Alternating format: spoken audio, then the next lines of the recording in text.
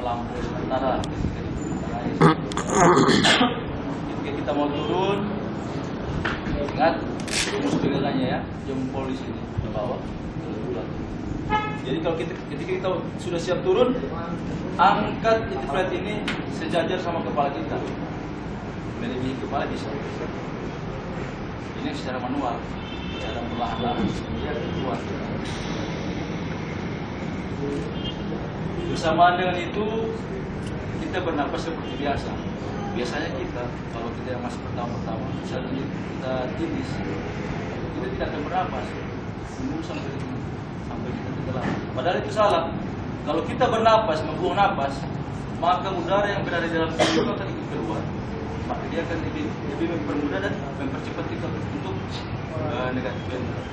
Kalau kita dipencet, berat kita kurang, terus kita menahan napas, berarti masih ada udara yang berada di dalam paru-paru. Berarti dia masih ada daya apa? Keluarkan dia. Kalau bisa di saat memencet ini bisa dibuang. Sulit di bawah, baru ke atas. Oke.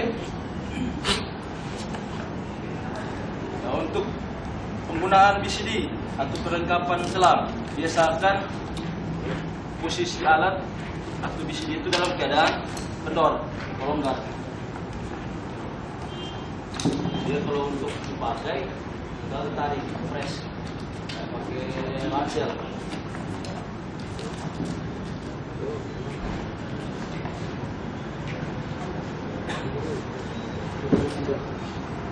Nah, terus untuk mendapat daya apung yang netral ya, saya tidak mau ajarkan ini rekan-rekan naik. Kenapa? Saya takut ketika ada trouble di dalam, rekan-rekan pasti akan pegang ini.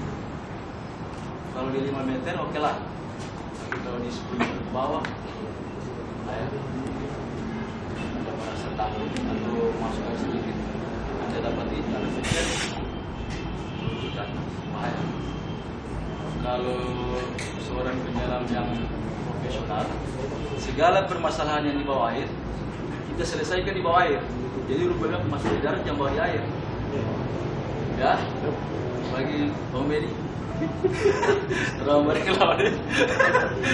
Jadi masalah di darat yang bawah di air. Jadi ketika ada masalah di air, yakinkan. Artinya pasrahkan diri Anda kepada teman Anda, guide. Yang mungkin seorang guide itu pasti akan mencerdaskan hidup. Kecuali guide-nya memang sama-sama belajar, baru Anda teriak. Kita sentimen. Kalau guide-nya pernah bisa, Anda yakin aja. Ya bro. Ya, tidak usah ragu. Jadi untuk mencari ya di saat kita sudah tenggelam, anggap kita maupun pemberat kita sudah tenggelam, kita bernapas dulu, kita rasakan. Kalau kita bernapas tetap di bawah, artinya daya aktif kita tidak mengikuti napas, berarti pemberat kita lebih. Kita bantu dengan ini, buoyancy. Tekan dia dua tekanan, kita rasakan. Biasanya kalau kita belum menguasai, kita tindis, belum mengembang, kita tambah terus. Seharusnya begitu kita tindis, tekan, kita bernapas. Kenapa? Faktor napas juga mempengaruhi daya apung kita. Kita pelajari, kita bernapas dia naik. Nah, kalau dia sudah dapat netralnya, berarti Anda sudah bisa menguasai buoyancy. Oke? Ada yang menanyakan? Ya. Oke. Tadi cara pemasangan. Sekarang cara pelepasan. Itu cara pelepasan terlebih dahulu.